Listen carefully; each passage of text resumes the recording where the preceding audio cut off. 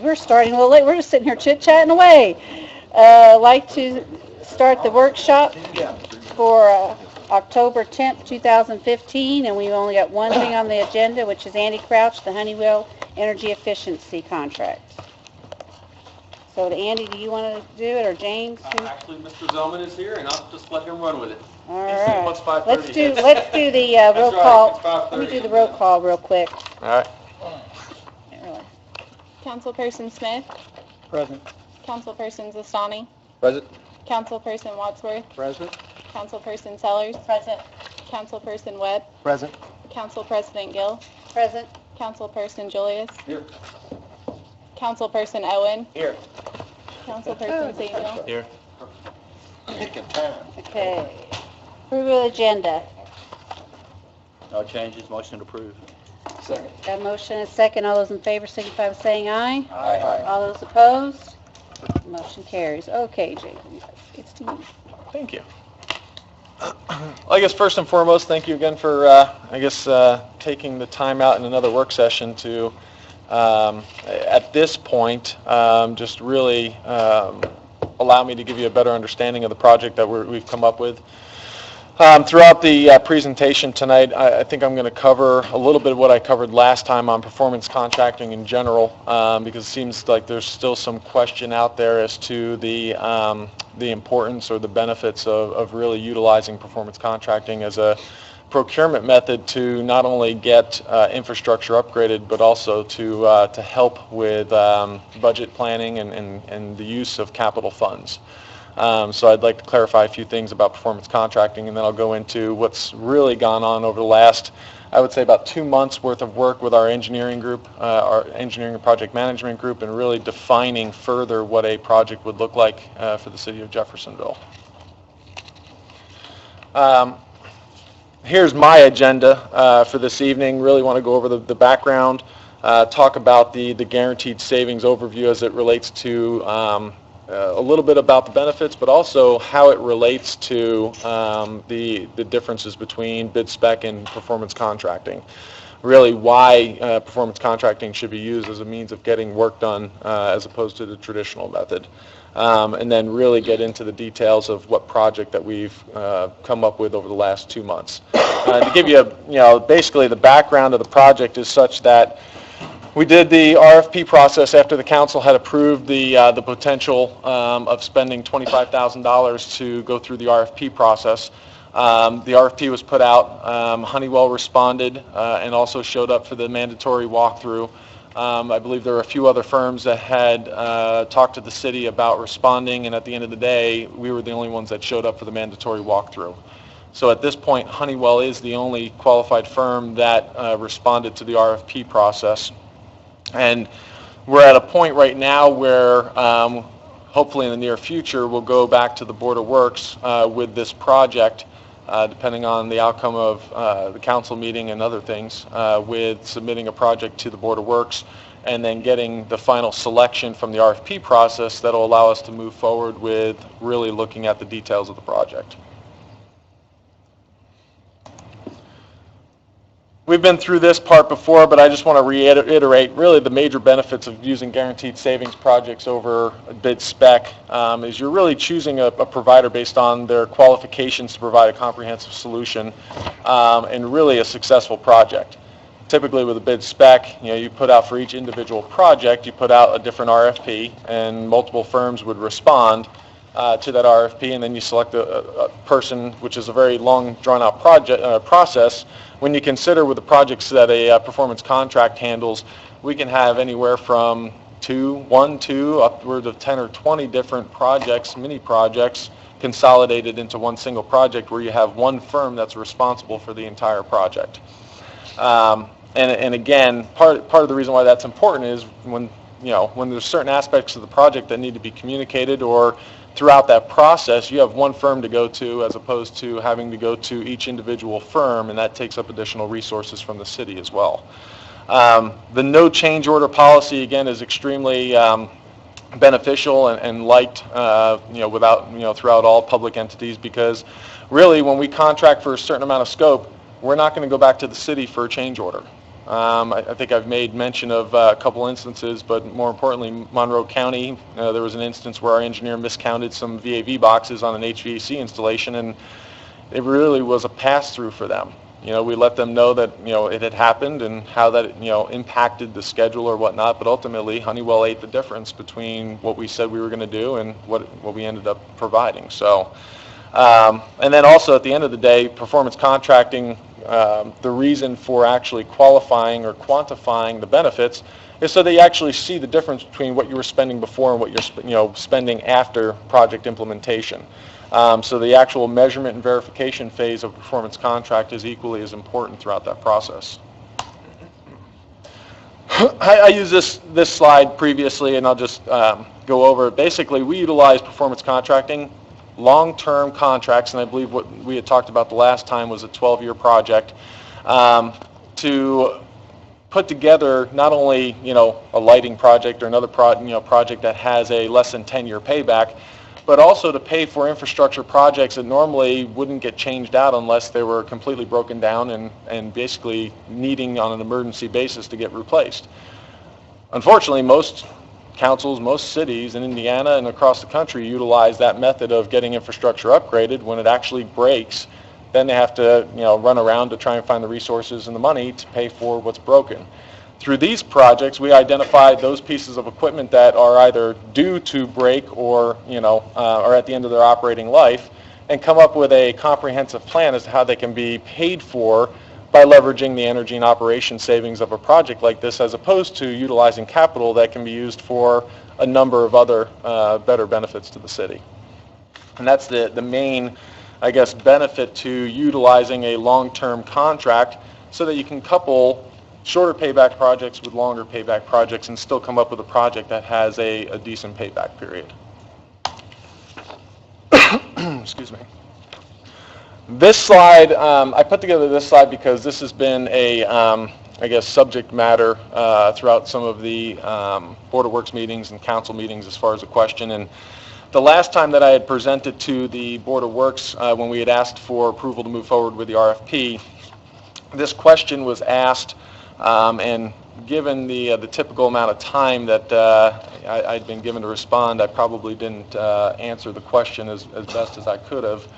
But I wanted to give a image, a representation of typically side by side the difference in the cost between a bid project and a guaranteed savings project.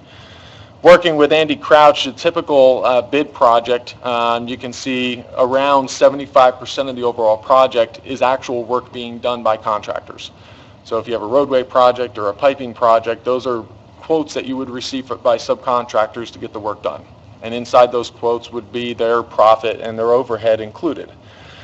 Engineering and project management are typically separate costs that the city would incur to basically implement the project. You get the details from an engineering point of view. You either do a survey or you do some sort of study that would get all of the architectural details or the engineering details for a project, and then you would pay a project management firm if you didn't have the resources to implement the overall project. When you look at the difference between the bid and the guaranteed savings, bid projects, not every project, but most projects, there's change orders depending on the scope of the project. And that's where, when you look at the difference in guaranteed savings, yes, a little bit less of the cost of a project goes towards actual construction, but the engineering and project management fees that our company charges is less than the industry standard when it comes to those line items. And then, yes, the way that we get paid is we act as a general contractor, and when we put together a project, we're going to give you an overall price to implement all of the projects underneath that project, and all of that includes the overhead and profit that Honeywell gets on a project.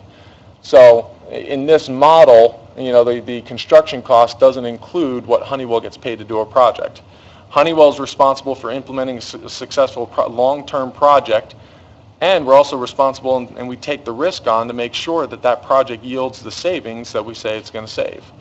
So you're basically passing the risk of a project in the engineering all onto a single company. You have a single point of contact and a single point of responsibility on a guaranteed savings project.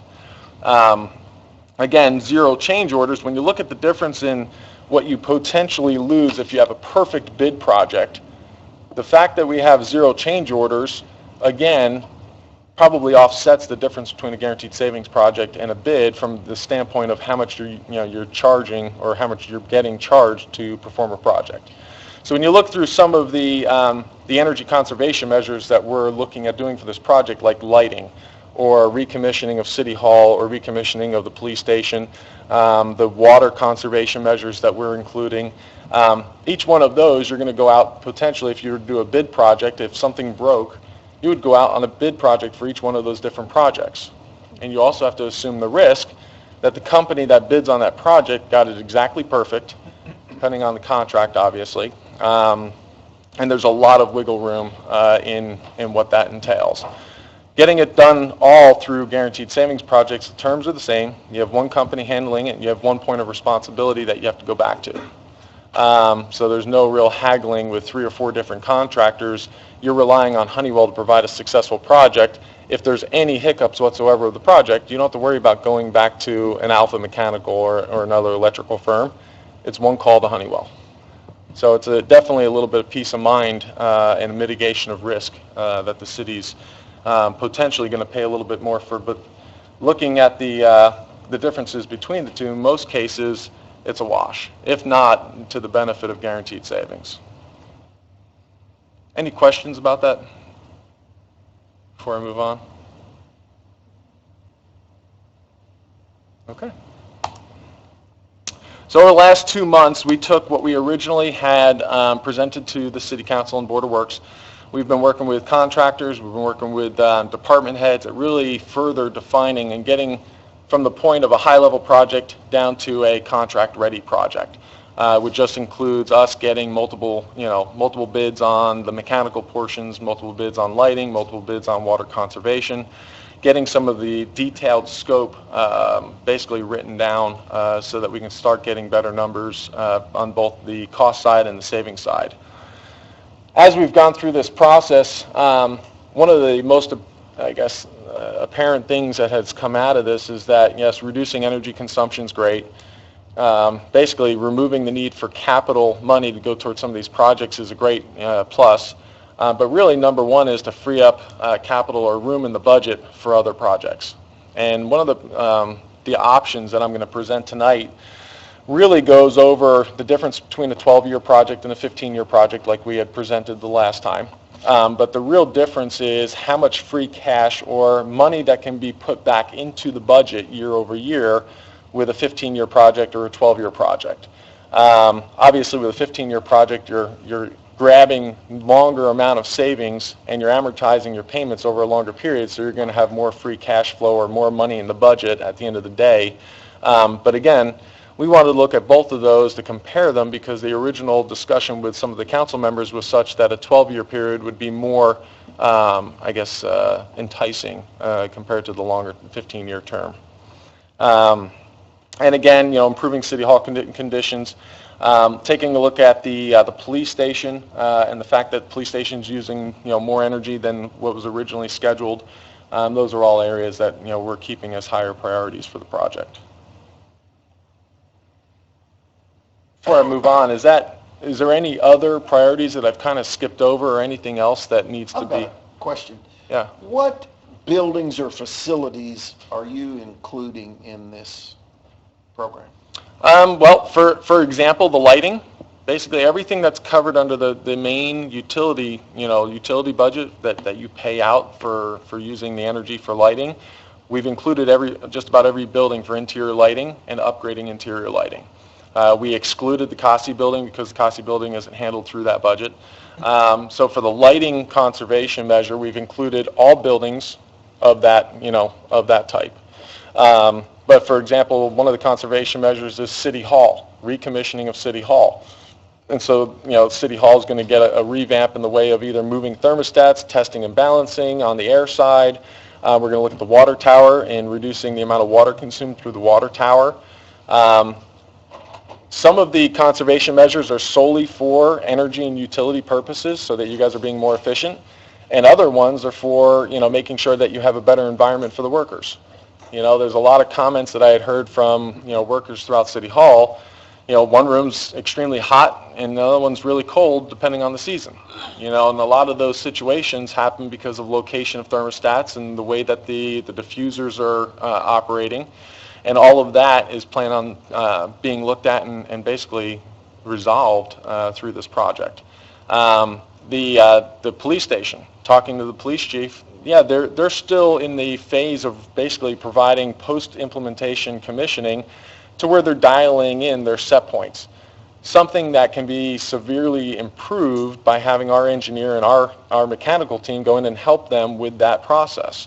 So they should be able to get to the point where they're reducing their utility spend in a much shorter period of time than if they were to spend, a year, 2, 3 down the road, optimizing their performance. Let's see, lighting, water conservation. Water conservation also includes the park buildings, recommissioning of flush valves and things like that, because over a period of time, all of those items get worn. And there's quite a bit of savings to be had by recommissioning or upgrading the flush valves. So what seems to be a minor project in many different areas ends up, when you total it all together, becoming quite a bit of savings. I had that conversation with Andy earlier. When you look at your own home, when you look at 1 light bulb or 2 light bulbs, you think, well, that's not going to change anything. And it took me actually with a pencil and paper showing my wife, this is exactly what you can save by not having 4 lights on in the living room downstairs at night as opposed to just putting 1. How'd that work out for you? It took the conversation we had. It took 3 times, but by the 3rd time I actually showed her the monthly savings on our utility budget and what that money could be used for by 1, upgrading light bulbs, and 2, cutting back on what stays on, or if she leaves a room, she's not leaving the bathroom light on, the fan in the bedroom and all this other stuff when nobody's in the room. I upgraded my home to a Wi-Fi thermostat. I have full control over my thermostat at home, and I've got what's called geofencing that allows, as soon as my phone leaves a 3-mile radius of my home, it cuts back the set points. So, all of these minor upgrades, when individually taken, provide a small amount of savings. When you do them all, it starts to become a considerable number. And that's what hopefully through, when we look at the options for the different projects that I've put together, we can show, based on a 12-year term, the first project, we ended up dialing down to about a $1.25 million project. That over a 12-year period yields, I believe, about $240,000 of free cash that can go back into the general fund or whatever fund the city chooses, by coupling many small projects together. I guess you're telling, what my question was what facilities, what buildings? Are we looking at all the firehouses and the police station? We have. So all of the buildings? Of all the buildings, and looking at the prioritization from each department head, that's what kind of led us to developing this first project. We wanted to put together a project that was just more concrete. We could look at every building and we can, we've gone through and listed the potential improvements from each building. From infrared heating in the firehouses and things like that would provide better comfort conditions, but in no way, shape, or form are they going to pay for themselves, out of pure energy savings. We have quite a few customers that they don't look at only energy and operation savings as a means of getting work done. These are areas that, for example, firehouses, they want their, the firemen extremely comfortable, and they don't want to wait forever for heat to come on or for, the conditions to be where they need to be at. And those are priorities for those customers. So we've gone through and presented a business case that says this is the savings, this is the cost. And then at the end of the day, they choose to either, if it doesn't completely self-fund itself, they say, well, how much is it going to cost us to do all of it at once? And usually for, a small amount of capital, they're getting, quite a bit more. What I'm presenting to the council tonight has we came up with a concise project that is fully self-funding. So that doesn't require any additional capital from the budget. So it does not basically impede the mayor and the Board of Works to getting certain projects done because of doing infrastructure upgrades.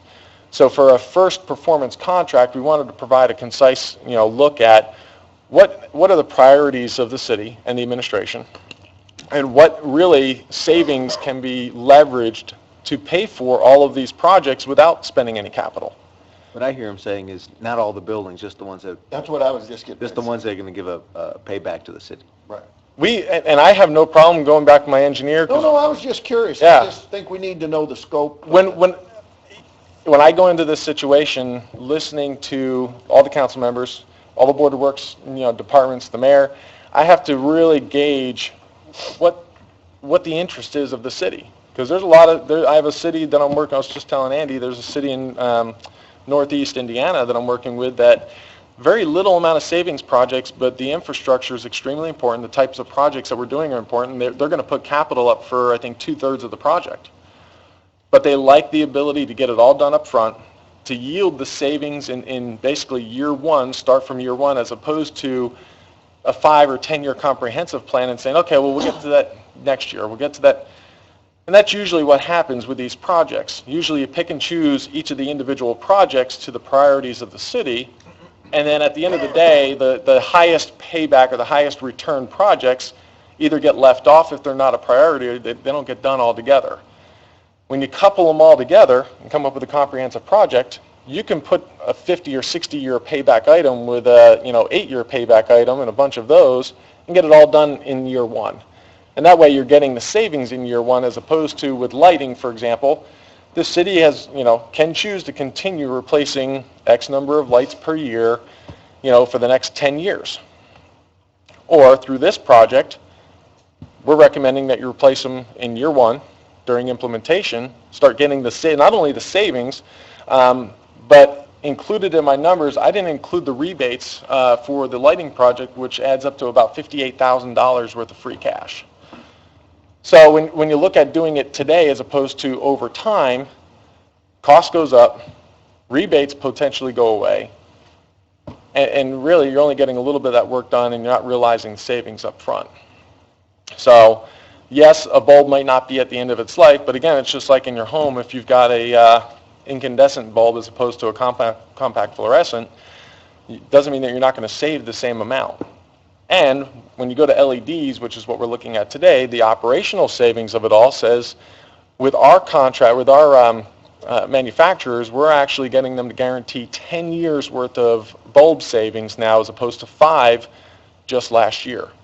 So the increased life of the LED is a huge savings typically for the city because, not only resource-wise, you don't have to have a guy going up, changing bulbs out all the time, but now the manufacturer is going to, have it replaced or, give you the bulb for free because they're guaranteeing it for 10 years. So when you look at an all-encompassing project, I've got lists from each department, who I've talked to, what their needs and priorities are, and then really developing this project has been a culmination of talking to 20 or 30 individuals from the city. And, this being a first project, we wanted to come up with a concise project that was very tangible. You've got you're leveraging savings, you're not putting out any capital, and it's paying for itself over term. To get the city introduced to the idea of using performance contracting as a procurement method. And I have a lot of cities that start that way, and even school districts that start that way, and then for a second project, they're like, man, we've got all this infrastructure, very little savings. Can we leverage as much of the savings so we don't have to pay out so much capital and still make it a performance contract? Sure.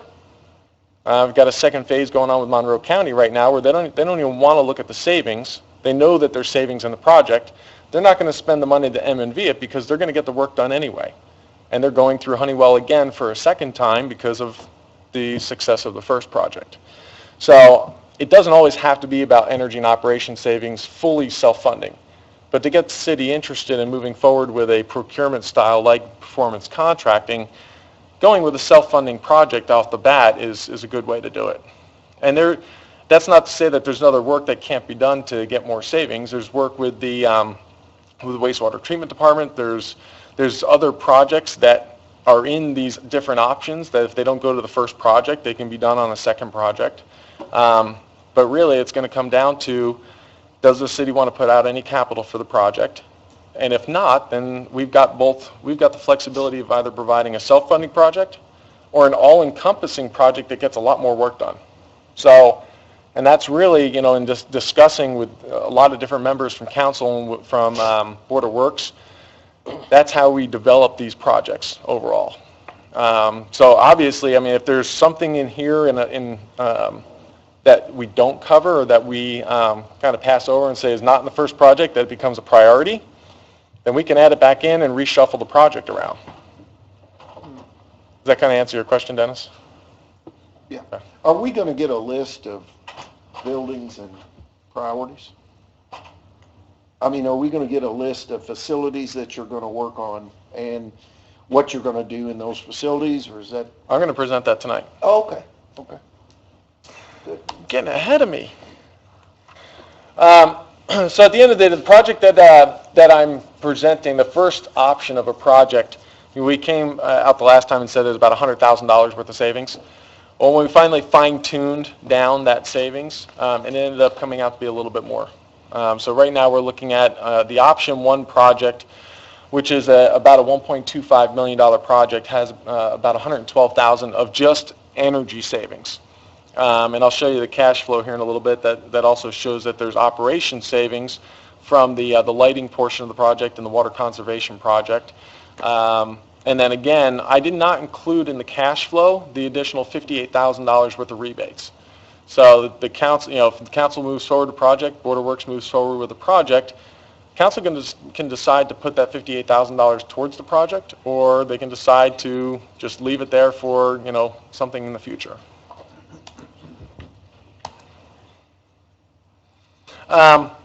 Aside from obviously the utility savings, I'm gonna put this up here so yeah, it's a little. I can see it, and Mr. Auckland can see it too, if that's all right with everybody. Oh, sorry about I that, didn't know Richard. what I didn't realize it was behind me. Bingo. Perfect. Thanks, Art. City Hall was a priority that was voiced by many different members of the city. So improving comfort in City Hall is definitely there. When talking to police chief, when we looked at traffic light and the safety around certain intersections, there's a part of the project that we're upgrading all the traffic lights to LED, but also at certain intersections we're providing UPSs so that in power outages you're not going to lose the status of the lights. Also the controllers that control obviously the operation of the traffic lights, there are 7 controllers that are completely obsolete and need to be changed. Those are definitely deferred maintenance items that we wanted to include in the base project. There's an additional 11 traffic controllers that had been upgraded in the past. They're not a huge concern, so we left those out of the base project, and they're in an option too. If you wanted to get them all done at the same time so that they're all the same technology and they've all been done at the same time, that's an option for the city as well. But in the base project, since the deferred maintenance, the fact that the 7 of the controllers are absolutely necessary at this point, those made the cut as far as being put into the project. So you were looking for a list of projects. The option 1 for a project includes basically retrofitting, upgrading all interior lighting throughout all the major buildings. What didn't make the first cut, we had looked at providing decorative streetlights, upgrading decorative streetlights to LED. The 12-year option didn't necessarily make the cut for upgrading to LED, even though upgrading to LED for decorative streetlights is extremely appealing, especially in the different areas that the city of Jeffersonville has them. That could be one of those other things that as we go through the option of a 12 versus 15-year or having less free cash in the budget could make the cut again. But in the base project, we just included the interior lighting that had the best payback. ECM2, traffic signal upgrades we just talked about, which is the remaining traffic lights converted to LED, 3 UPSs installed in major intersections, and then 7 of the obsolete controllers. City Hall recommissioning, we've gone through.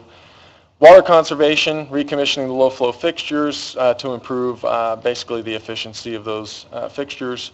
And then the last project, which I talked to Bubby Vissing and Clark about, was more of a wish list type item, which in fact turned out to be a fairly decent amount of savings for that department. And what that is it's adding GPS tracking devices on 25 of the sanitation department trucks, and using that GPS device with software, service maintenance type software, to track performance that allow the city to optimize, or Clark and Bubby to optimize not only fuel performance but also maintenance, operations, and really get a better look at what that operation entails.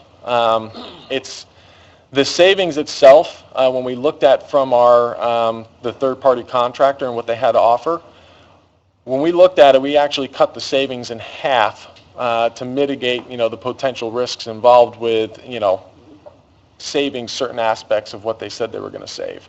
So even then, the amount that we included in the savings figure for that conservation measure, we reduced up front during this phase until we finalize all the information. You have on there sanitation vehicles. What made you zero them out? To me, I would say parks, because we don't know where our parks people are. I mean, garbage trucks, you know where they're at. You can do it on any of them. Oh. You really, we started with sanitation because... Just saying, we know where the garbage trucks are going. They're going picking up the garbage. Right, and they are. But when you look at the trucks, do you know the individual performance per truck on which one has the best fuel mileage, which one doesn't? Which ones need more maintenance than others because they're performing horribly? When you look at a sanitation vehicle, because of the high or low fuel mileage that it has, the figure is basically, I forget how many thousands of dollars for 1 hour of idle time in a truck like that. It's huge savings. And Andy and I were talking about this before, and the question was, well, does that include route optimization? Route optimization is another piece of this, would add more savings. We're just talking about adding the GPS and trending the information so that you can use it for your maintenance routines, so that you can actually trend one truck against the other. And really the awareness of having that information is what's going to allow them to optimize the efficiency of the vehicles. So when you look at Parks Department, it's another good example.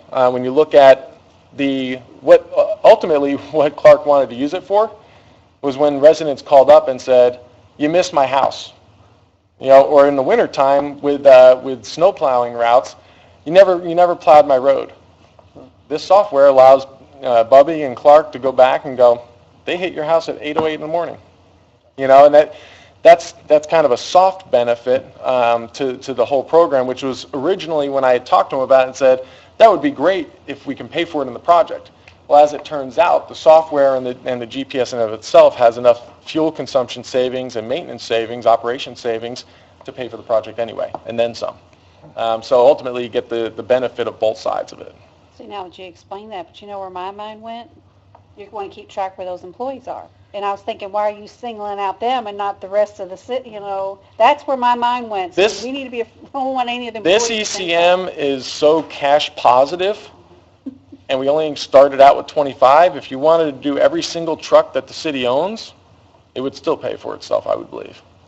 So if that's of interest to the city, we could look at doing every single truck in the city that the city owns, because now I don't like looking at it from that perspective, because I don't want to be the one that says Big Brother's now watching. Okay, we're doing it for the sense that it is a true conservation measure to optimize performance, not to keep track of employees. But there's always that aspect of it also.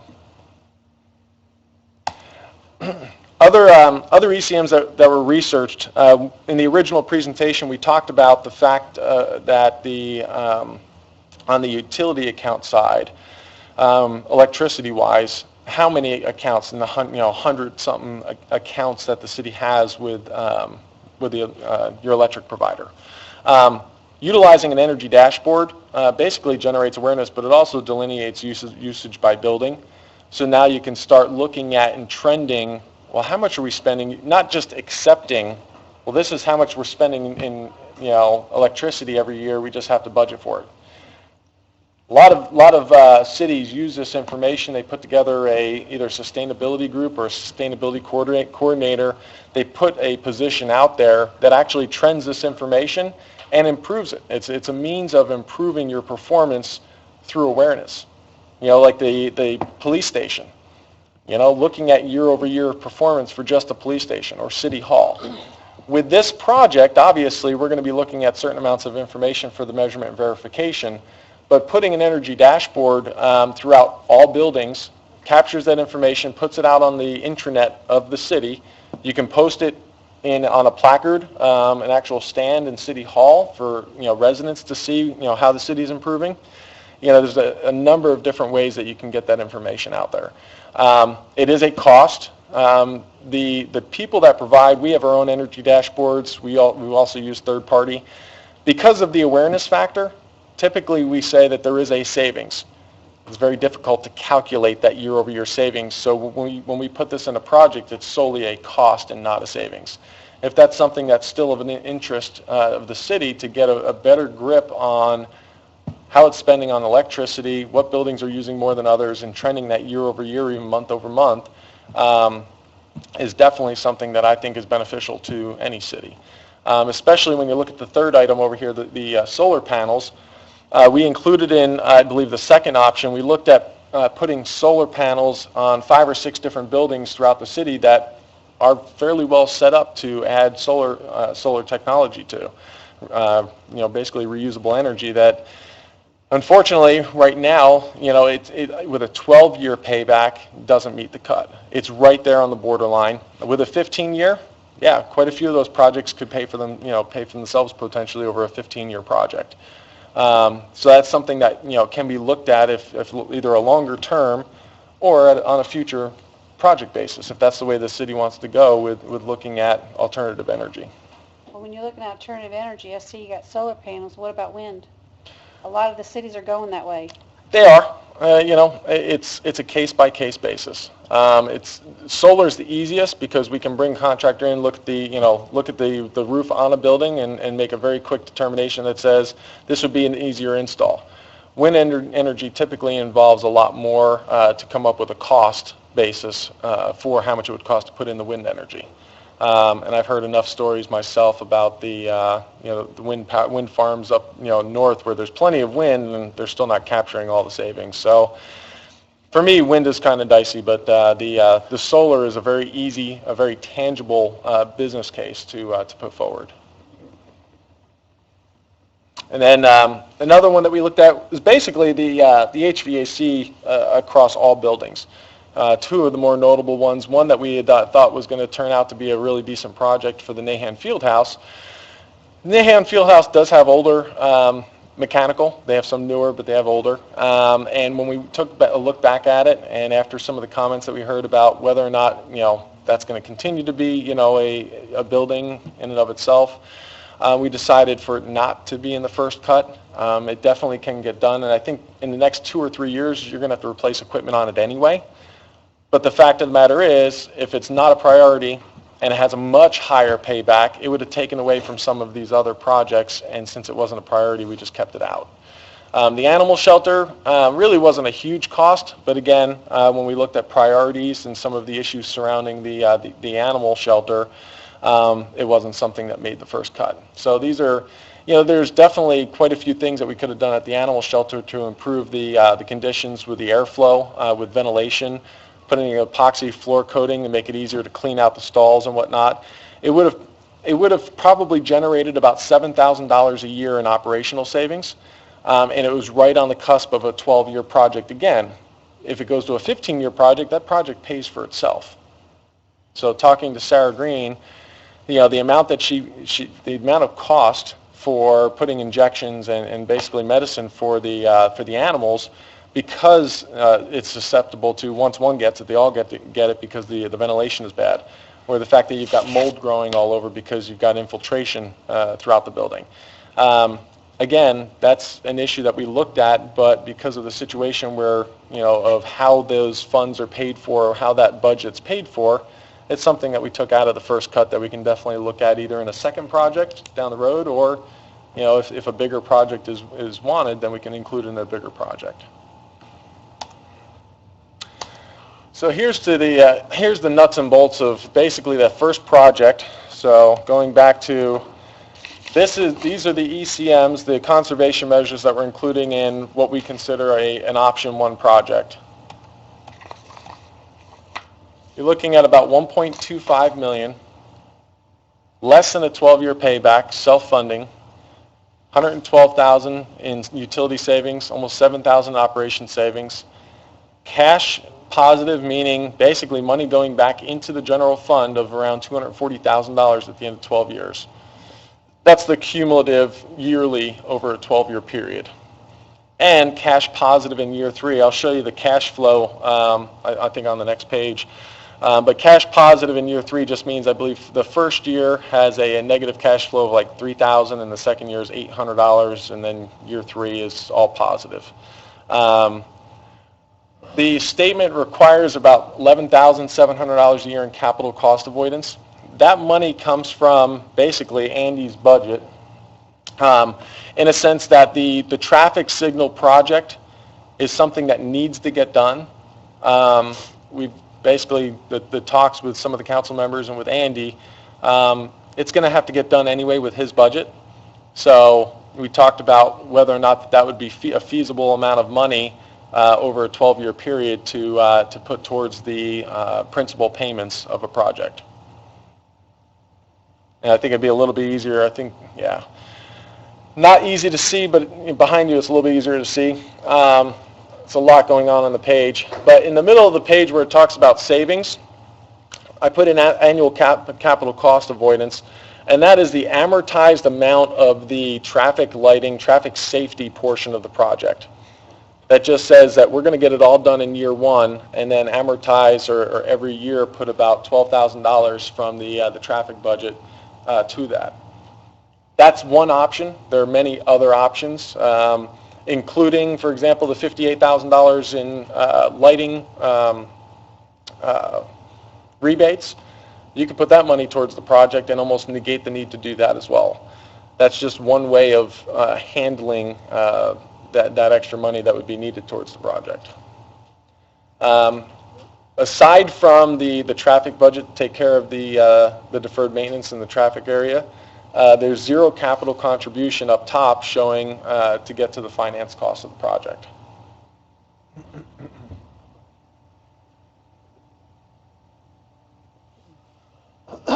And again, the first year net savings is negative $3,600, second year $881. A lot of that is because, again, how much do you want to spend to M&V, measurement and verify the savings exist? And the last time we had met with some of the council members, basically we're providing M&V for the first 4 years of a project. There's always the option to extend that. There's always the option to reduce that, depending on the performance of the project. But we usually see anywhere from 3 to 5 years of actual measurement of the savings. And obviously, if we continue to meet performance year after year after year, there's no need for you to spend the $7,500 or more for us to continue to tell you that we're saving the same thing, especially on the type of conservation measures that we have in this project. Lighting projects, you're always going to get the same savings. The only ones that we usually extend on or have a heavier M&V period is on HVAC projects where you have a lot more variables. And in this project, we actually have no true HVAC upgrade or replacement in the project. So,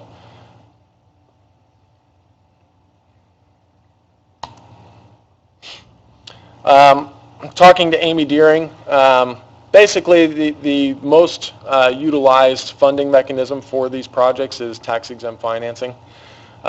Lease financing basically is a very quick way to get financing. We've already gone out to a number of banks through our Honeywell Global Finance Group, used what you have publicly available from an audited statement standpoint, audited financial standpoint. The last one that's available right now, I believe, is 2013. And so basically 2014 is not showing yet.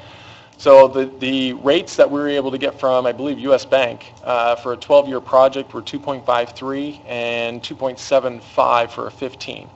And I believe when I came here, when I talked to Amy Deering a couple months back, I said it's probably going to be about 2.5 or 2.75, respectively. That's all based on, recent projects that we've done with other entities with similar types of credit. So, the tax-exempt financing is only one funding mechanism, that can be used. I've got customers that use GeoBonds. I've got customers that pay cash. Our global finance group does not get a piece of whatever financing. They're solely used as a consultative role. We're not a municipal advisor, so obviously you would consult with your municipal advisor, but we have been used in the past to leverage multiple banks to get lower rates. Monroe County, we got a 2.2 something for a 10-year, and their local bank that they usually do work with couldn't match it originally, but when we came back through other banks with the lower number, the local bank ended up meeting and actually beating that number. So we played a little bit of a game there, but really it's a resource that we add to the table that usually is in favor of our customers.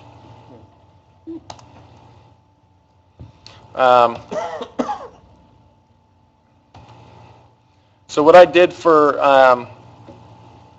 talking about 12 and 15-year rates, behind you, and I know it's tough to see, the free cash flow of project option 1 with 12-year at the 2.53% was roughly $240,000 at the end of 12 years.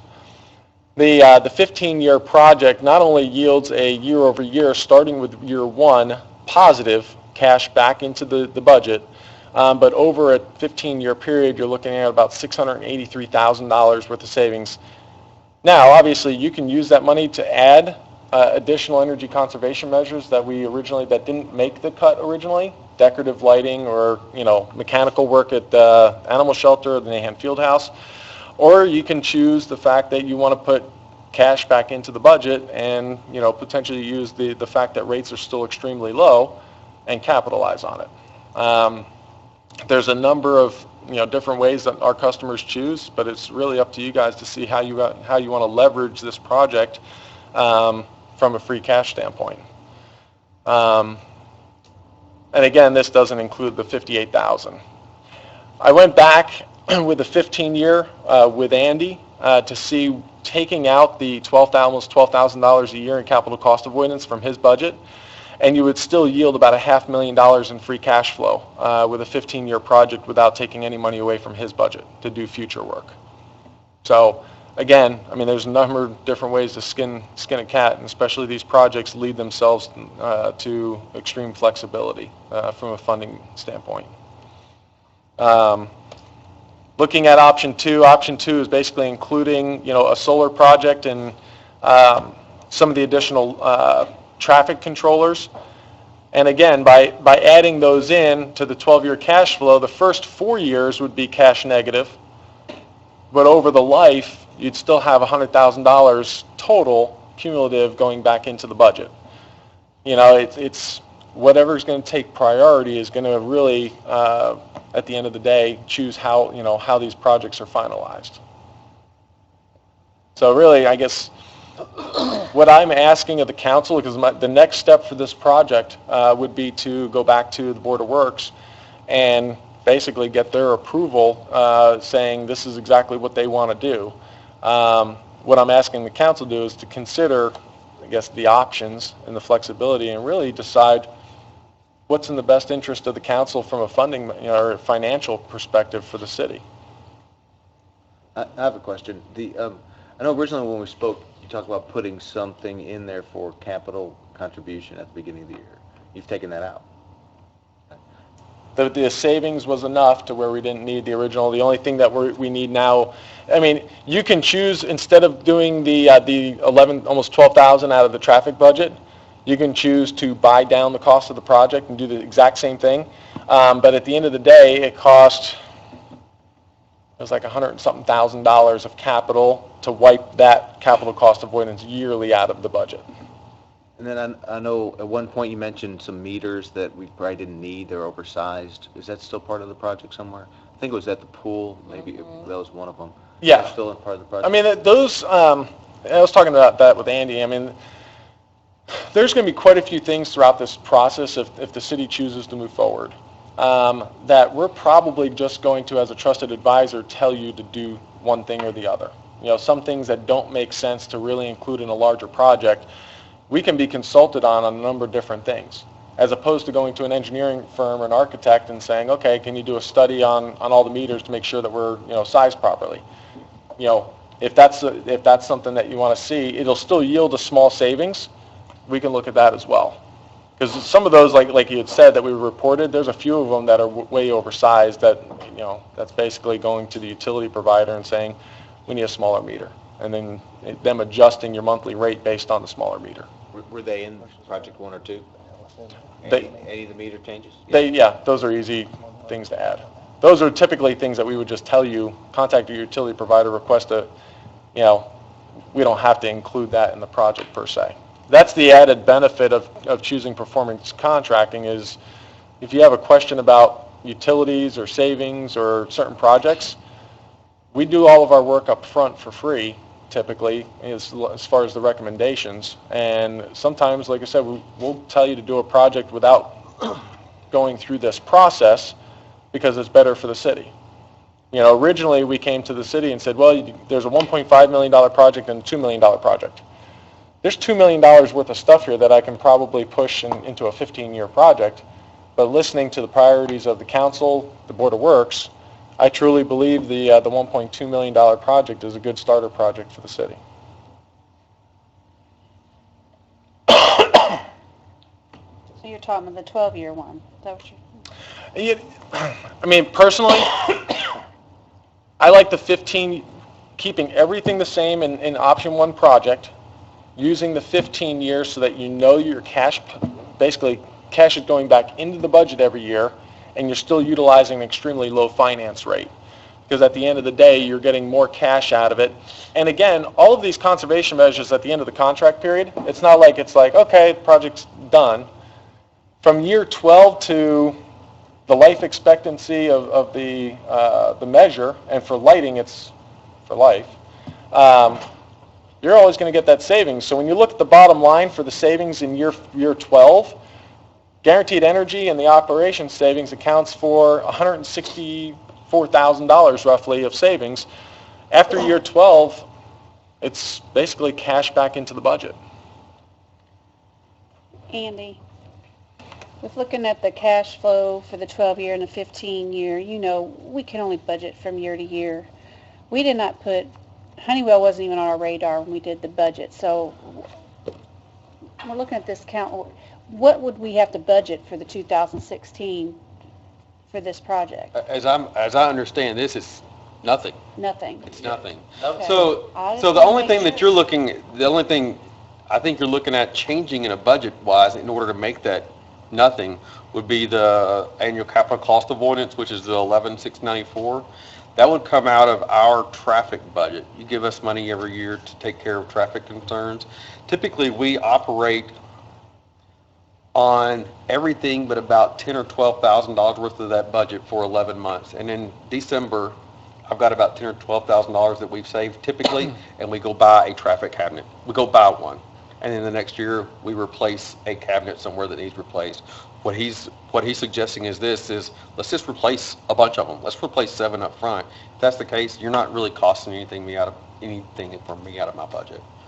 If I can jump in, what I was thinking, and I'm not sure why it has to come to us, we've already budgeted this money somewhere in the utility bills or in Andy's fund, and the department heads are allowed to move their money around.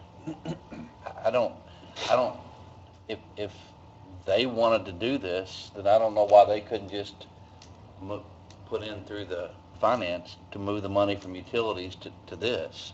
It's the same money. And so I don't know if we have to do anything. And the only problem is we have to budget the same amount, which, again, we can only do in a one-year budget. Mm-hmm. You know, we couldn't cut the utility bills for the next 12 years. Right. We already got it set for next year. So that's how I would, that's kind of my question. I don't know who that's to. Well, I mean, I agree with you. That's what I was thinking too. Legally, this board is not a contracting authority. Other than contracting to hire an attorney statutorily, that's all they can do.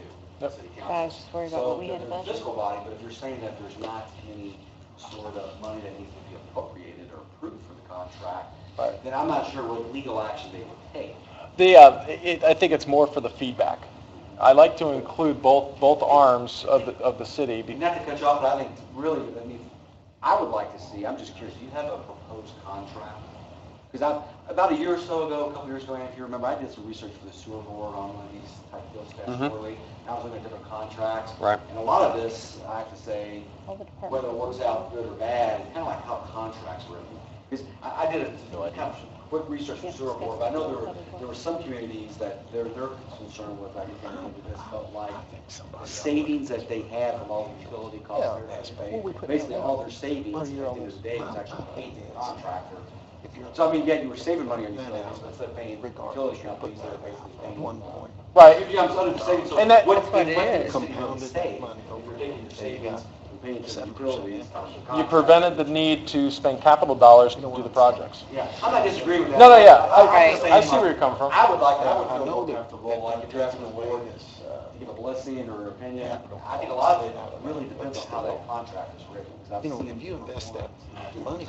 The guaranteed savings projects, every conservation measure gets applied a measurement verification from the international protocol Yeah, I've seen standard. contracts, but there's, I look at different communities, and some communities say, well, we got burned at the end of the day, the way it was written. No doubt. Yeah. Listen, This yeah. one said, yeah, it was great. And these different companies, I know there's standard provisions for the statute, but still there's some variances on the cost and fees and how that contract's written. So just, it's their legal advisor, I'm not sure if they're, all this sounds good here, but You're gonna really get look it. at how the contract's written, He's how much guaranteeing you you pay the on the back savings. end, I think it's hard for them to say. Essentially what One way it to go, that's just my opinion, I'm saying, don't go for But what it. they're saying is, It's just, there's a lot of. It's not gonna go up, it's what I've we've got a already couple budgeted. thoughts. For this One is, a lot of And you're these gonna get new buildings stuff. are managed or controlled by several then you boards, don't not by have to- us. Right. EMC has a board. This building has a board. Yep. So if this building authority decides they want to change out lights, or EMC decides they want to do whatever, we don't really deal with them. Number two is, I believe, and that there's a lot of grant money out there that we don't go after. Traffic lights, to me, would be a big thing. I don't know what's out there, but I know, so when you, to me, if you get into this project, then if there's grant money out there, you're isolating yourself from that grant money, and I think a lot of... Do you go after that? We can go Yeah, after I that believe they too. said that the first time they Yeah, came. we have They an went after entire that. department that's dedicated to looking up grants and whatnot through a project. Rebates are usually the most lucrative, so we've looked into that, and yeah, there's $58,000 that we don't include in the project that's on the top. Grant money is just the same. So, I mean, you do a quick search on what grants are available for traffic, and definitely years ago, with some of the Obama initiatives, there was definitely money there for upgrading traffic lights through grants.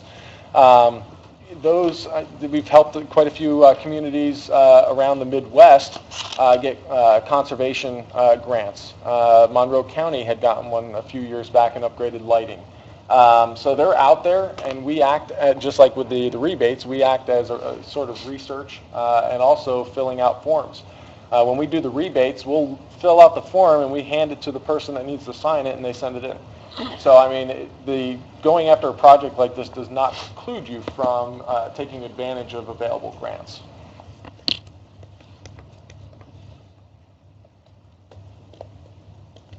Annie, you got a puzzled look on your face. Well, I was going to speak to what Nathan said, and I understand what you're saying, because what you heard from us was this doesn't cost the city any money, so why? So, but I think in order to do this project, a whole project up front, there is a cost. That cost is up there it's 1.4.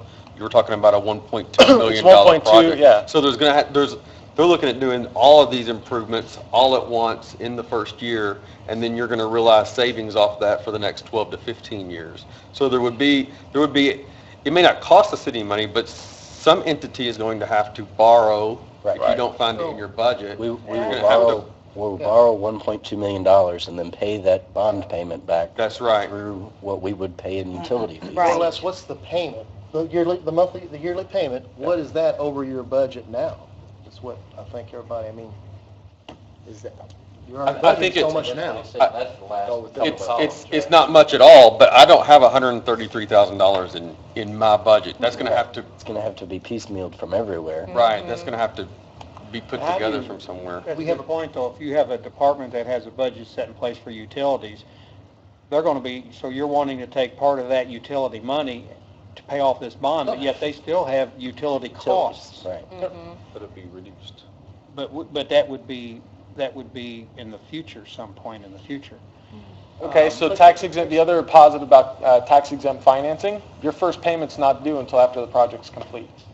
So, for example, one of the more lucrative conservation measures is lighting. It usually gets done first on a project. You start saving that right away, and your first payment's not due until almost a year after, you sign a contract. So you start accumulating savings from that project, before your first payment's due. So it's not like day one, that the city's out money and then, the following year you're going to realize the savings. You realize savings before the first payment's due. In that scenario, if you did a general obligation bond, then yeah, you're paying up front. And then usually in that case, like what Monroe did, any excess savings that they have, they put in another fund to do future work, as opposed to utilizing the funds to pay off, the principal and interest. They put that savings amount into a fund, and then they fund other programs out of it. Right. So, I mean, the ins and outs of moving money around, no doubt there's going to be some finagling of different funds back and forth, some retractions and some adding, or the creating of a fund to just pay down this balance. To me, those are kind of the background, accounting, issues that Amy's going to.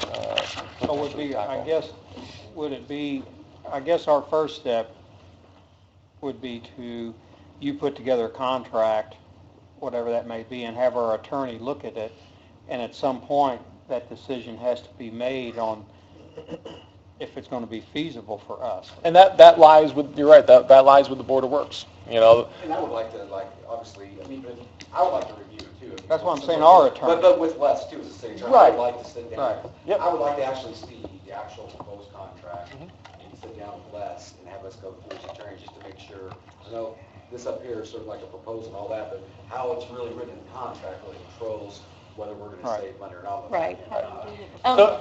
So again, what step we're in right now, Honeywell actually has not been selected as the firm to move forward with this project.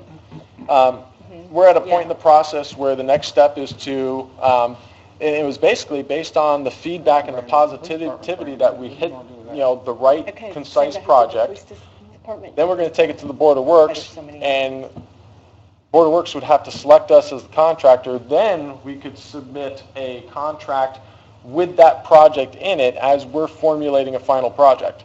Really, this is a means of going to the financial arm of the city and saying, this money is going to have to get funded one way or another if we move forward with the project, and making sure that all of the mini projects that make up this project is something that the council is even willing to look at. Because if we didn't hit the mark on the project itself, then the council's probably not going to approve the funds. I guess forgive me if I'm thinking Individual just department, purely as a lawyer, but but you you're have no saying control we need to commit the money up managing front thermostats before we see to the save contract. time. That really- No. I mean, I'm not asking for committing of any funds right now. I'm asking for feedback on the project itself, the financials, how we've structured the flexibility of either a 12 or 15 year in getting more projects or less projects. This is a discussion at this point amongst the different arms of the city to say what really is going to get passed moving forward. Let me ask you a question. So you're going to monitor, based on this proposal, the first 4 years you're going to review and monitor and measure. And what if the savings aren't there? Honeywell writes you a check. Is that what because that's what I was going to ask. The guaranteed savings means just that. It's Yes. guaranteed. So In this case, the net savings is a negative $3,603. So that's the expectation. That's If the the expectation. expectation is different than that, you'll make a So difference year if you one? look at the guaranteed savings in install period one of $112,719, based on the contract, and Mr. Lewis is correct, based on the contract, the lighting's going to have a pre and post measurement. We're going to have a baseline, we're going to go out, we're going to sample, and we're going to actually measure, the after product. That's going to get written in, and then we're going to continually go back and make sure that those lights are operating according to what's said in the contract. If the savings after the fact accounts for only 75% of what we said it was going to, one, Honeywell has to write you a check for the difference. Two, you better bet our engineers are going to go back in and figure out why their savings calculations are incorrect. So you're going to get the follow-up of continuous improvement. And we're, on our own dime, we're probably going to make improvements that get you to that number so that in year 2, we're not cutting a check. So this isn't a, one and done and thank you and move on. This is, we're creating a partnership with the city as a trusted advisor, not only on this project, but potentially future work as well. Just to be clear, your guaranteed savings is not in dollars, it's in units of energy. Correct. Right. So the units of energy, of savings. Obviously, we can't predict the future of utilities, or else I'd be in a much different position than I am today. Let me ask this. So your proposal that we would write up, more or less, would be based on this, right? That's what you're proposing? I mean, that's how the contract, that's what you're saying, right? If I go to the Board of Works and I Yeah. present, if I get selected We and can then safely say present, the contract would look like that, on what you're writing. I can submit a contract next Okay. week I think our that, next step is probably go to Amy to see if we can figure out where those funds are. And then once we say, hey, we're going to go with it, then you write up a contract. Is that more or yeah. less? I've started that discussion with Amy. Okay. It doesn't seem like it's going to be a huge, and we left certain buildings out for that reason. We didn't go into the redevelopment commission, we didn't go into the CASI building, we didn't go into certain buildings because of the issues with State Board of Accounts and crossing over certain budgets and different boards and whatnot. You had mentioned that there's a different board for the city hall in general. Yes. That determines the budget for the building itself. If that's the case, then obviously I need to go to each individual board and determine if these are, if this is the way, what's their priority. But again, like Mr. Samuel said, to me it would be a no-brainer. You want to upgrade my building and you're going to use my existing budget? Did she give you an idea what that's costing us per year? I mean, did y'all talk of that already? I mean, what? Yeah, so what we did, the first step in this process, we gathered all the utility bills. We basically we took measurements on certain pieces of equipment. We did all of the legwork to understand and verify what you're actually spending in utilities.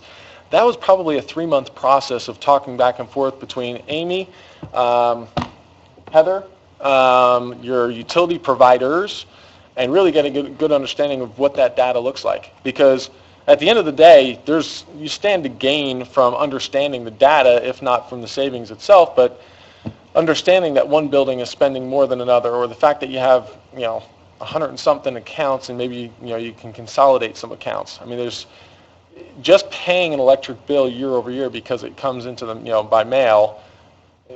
We don't accept that for face value. And that's why when we look at putting dashboards in, or we look at the data crunching of what your utility bills uncover, that's a huge part of this process. It's validating what you're spending is actually what you're spending.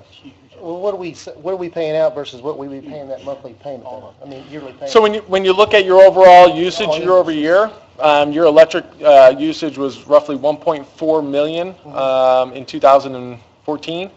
2015 we'd expect it to be even higher because year over year it's gone up. It's going to be, what we're saying is we're going to guarantee that the equivalent KWH units of $112,000 in the first year is going to be saved and reduced. Okay. Now that $112,000 is a mix between electrical, water and basically electric mostly. Usually we deal with gas and sewer also. Actually, I believe that part of that, which we didn't include, is the sewer credit, because you got, with that. But usually you get a sewer credit when you do a water tower project in which you reduce the amount of water that's coming off of the cooling tower. Usually the sewer department gives you a credit, but since you own the sewer department, it sort of negates itself. But yeah, it is I mean, you can play that game of, and we didn't really look at it, but we can look at it's usually, depending on the savings, a couple $1,000s or so a year. But ultimately, we would expect your bill to come down by the amount that we're guaranteeing. That's the water bill as well? Yeah, whatever the water savings portion of that is. And so that will help our sewer anyway, because our sewer is based on our water consumption. Right. As long as it's metered properly, then yeah. Well, yeah, that's always a question. Is there any other, watching the clock here, any other questions so we can wrap this up so we have a little bit? So the next step then is to take and find a way to get with Amy and find a way to make this happen. If we feel that this bond payment or whatever kind of financing. It's feasible, yeah. Really, I agree with Scott, it's not up to us. I mean, he can look at the contract, but it's Board really of Board of Public Works. And it Yeah, sounds you're like they're all going through shoulders. Amy and they're doing that. I mean, they don't have to come back before us. It doesn't have to come to us, but we're going to have to figure out how to budget it in the future. And I don't see the Board of Public Works taking action until we get some guidance on, are we going to try We're to, gonna have to get, They're gonna ask know for an interest $1.2 rate to million, get, yeah, we're gonna Right. have to finance 1 Basically it. right? Yeah. And so, So I think the next step is, Talk to Amy. That, and I think you need to also get something written up for Scott, for the attorneys to review. Yeah, not just myself, but Les. I know, I agree. And We actually need to be selected on the project through Board of Works before any of that. Again, this is for feedback purposes. The next step is to talk to Amy, but more importantly, Matt, really scheduling a time to go before the Board of Works and say, we were the only respondents to the project. Is Honeywell going to be selected on the project? Because that's going to basically open us up to all the next discussions on contract, on how the funding mechanism works with Amy kind of heading that up. And really, I mean, that's a separate discussion. so you need to be selected as the contractor before we agree to do the project? Mm-hmm. What kind of consultant, you're not a contractor, or? The consultant? For the purpose of performance contracting, Yeah, well, I'm saying you're not a contractor in the state of, yeah, like the public building statutes. Right. Right. When you say contract, usually that's public building huh? right. So then if they're selected as the consultant, No. then the funding I was the one that sent out. isn't determined. Yep. If the finance committee or whoever sits down and decides, we're not going to finance this $1.2 million, Bacon's hand in one. Yeah, just because you select someone through an RFP and say, yeah, we're going to work with them, I don't think there's any commitment about, under the law, about choosing someone from an RFP. Commitment comes when you have a signed approved contract. Go ahead. Go ahead. You want to do it for me? No, go ahead. So the last time we were here, we asked for the council to approve the $25,000 break fee. The purpose of selection truly is for Honeywell to go forward and actually pour in mass quantities of engineering and project management time and really walking contractors through. We've done quite a bit of that already on our own dime. Getting selected would put the city in a position where if you decided not to move forward with any project, we're on the hook. then Honeywell, you're on the hook for $25,000. Because we've basically presented an entire project to you without, any work whatsoever. Well, yeah, I think legally though, just go through an RFP, I don't think that's necessarily the same as. No. Usually, so from here on out, once we get selected, we would typically draw up a letter of intent with a break fee contract. That contract is like a consultative Yeah, that's agreement. going forward after you're selected for the RFP. Correct. Yeah. But normally, we don't provide a bulk of this information before that point happens. This is more of my goodwill to move the project forward because it started to get stalled throughout the process. And me providing more information about the project is one way for me to gain acceptance on multiple levels throughout a city. But I would still want to move forward with that process of being selected and still having the opportunity to recoup a small fraction of the money that we've already spent on this project, putting it together for the city. We appreciate your presentation. I think you got copies of that we can have? Yeah, I'll send a copy to the clerk. So like I there's did the no last official time, I action we believe. need to take right No. now? Okay. And there's none expected, was there? No. Okay. Here's why, I think there was a question, and I want to explain why they're here and have not been selected by Board of Works. Initially, we would have expected, we would have received multiple proposals, then we would have selected one, and then they come with a letter of intent with a break fee and all that. And then provide this And then information. provide this information. However, we had one proposal, and that proposal was initially for an initial outlay of $75,000. Well, even if we had selected, as a council, you have to provide that $75,000. $25,000, yeah. Well, no, your original original- proposal yeah. had $75,000 Right, correct. in order to move forward with the project to make it self-funded. Yeah, So I said, at the end of the why day. make a selection, if there's only one, why make a selection if the council's not going to fund the $75,000 anyway? Let's get something in front of you guys to let you know where we're at. So with that, you guys, Honeywell's changed your proposal up a little bit. I want to say sweeten the pot. We further defined each Yeah. individual project, and in the process of doing so, found enough savings to prevent the city from having to put up a capital contribution. So that's why they're here asking for, it's a little odd because you're not asking for any additional money, but yeah, that's why. So, So- going back to, there's no action we really need to take. This is an informative workshop with the idea of what would happen moving forward and some of the discussion as far as legality. Right. And I think, just from my benefit, having Matt Owen in the room kind of on both sides of the fence, trying to get a little bit of a feedback, because I'm going to have a similar conversation with the Board of Works to say, is this project appealing? Is the fact that you don't have to put any capital towards this project at all helpful in determining you want to move forward? I think the true hang-up was the original conversation of, how does Honeywell get paid? What is the difference between performance contracting and bid spec work?